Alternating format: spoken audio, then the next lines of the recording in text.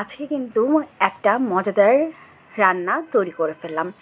আসসালামু আলাইকুম, কী অবস্থা সবার, কেমন আছেন সবাই? আশা করি সবাই খুব ভালো আছেন। আল্লাহর রহমতে আমিও ভালো আছি। অনেক দিন যাবৎ আমি কিন্তু লং ভিডিও আপলোড দিতে পারছি না, আসলে সময় স্বল্পতার কারণে কোনো কিছুই করে উঠতে পারছি না। আজকে কিন্তু আপনাদের জন্য নিয়ে এসেছি একটা ভিন্ন ধরনের আইটেম নিয়ে।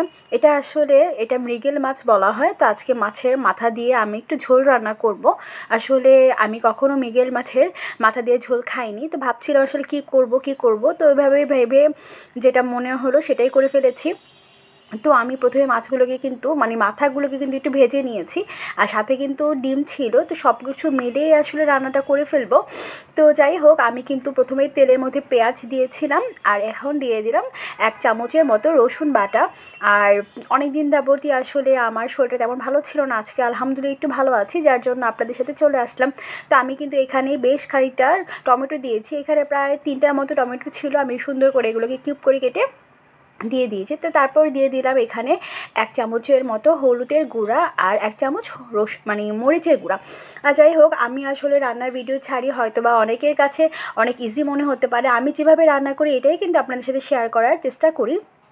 যাই হোক, আমি কিন্তু এখানে টমেটোগুলোকে সামান্য একটু ভেজে নিয়েছিলাম। তো তারপর দিয়ে দিলাম একটু পানি, কারণ আমার মশলাগুলো কিন্তু লেগে যাচ্ছিলো, যার জন্য আমি একটু পানি দিয়ে দিয়েছি। আর একটু পানি দিতে গেলে আমার হাতে কখনোই একটু পানি পড়ে না, পানি অলওয়েজ বেশি পড়ে যায়। যাই হোক, আমি এগুলোকে খুব সুন্দর করে ঢেকে ঢেকে রান্না করছি। আর টমেটোগুলো কিন্তু আমি একদমই গলে ফেলবো, যার জন্য ভেঙে ভেঙে আমি টমেটোগুলোকে ভেঙে ভেঙে নিচ্ছিলাম, যাতে একটাও আস্ত না থাকে। আর আমার না কেন জানি আস্ত টমেটোটা ভালো লাগে না। আমি কিন্তু টমেটো অনেক পছন্দ করি, কিন্তু আস্ত টমেটোটা একদমই ভালো লাগে না।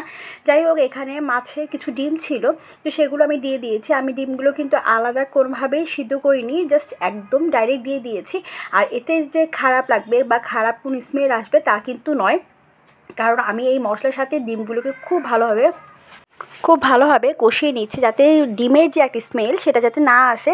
আর আমার কিন্তু খুব ভালোভাবে এগুলো কষানো হয়ে গিয়েছে। তারপর যে মাছগুলো ভেজে রেখেছিলাম, মাথাগুলো ভেজে রেখেছিলাম, সেগুলো কিন্তু একদম ডাল ঘুটনির মতো ঘেটে ঘেটে ভেঙে ফেলেছি। একটা মাথাও কিন্তু তেমন আস্ত রাখিনি। তো যার পরে খুব ভালোভাবে কষিয়ে কিন্তু পানি দিয়ে দিয়েছি, ঝোল ঝোল রান্না করব, যার জন্য পানি দিয়ে দিলাম। তারপর ঢেকে ঢেকে রান্না করছি। তো এখানে আমি 3টা কাঁচামরিচ দিয়েছি, যাতে খুব সুন্দর একটা স্মেল আসে। তো যাই হোক, আমার কিন্তু খুব সুন্দরভাবে এগুলো রান্না হয়ে গিয়েছে। আর আমি লবণটা চেক করে নিয়েছিলাম, পুরো পারফেক্ট, একটু কিছু লাগবে না। তো নামানোর আগে আমি একটু জিরা ফাঁকি দিয়ে নিয়েছি, যাতে জিরার যে একটা স্মেল আসে সেটা নামানোর আগে দিলেই আসলে ভালো হয়। তো যাই হোক, আমি আরও কিছুক্ষণ ঢেকে রান্না করেছি। এখন একদম রান্না শেষ। এর থেকে ঝোলটা আমি কমাবো না, কারণ এটাই আমি ঝোল রেখেছি। তারপর লাস্টে আমি ধনিয়া পাতা দিয়ে নামিয়ে ফেললাম। খুবই দারুণ হয়েছে মাশাআল্লাহ, দেখতে যেমন হয়েছে খেতে কিন্তু এর থেকেও খুব ভালো লেগেছে আমার কাছে। আপনাদের কাছে কেমন লেগেছে অবশ্যই কিন্তু আমাকে জানাবেন। আজকে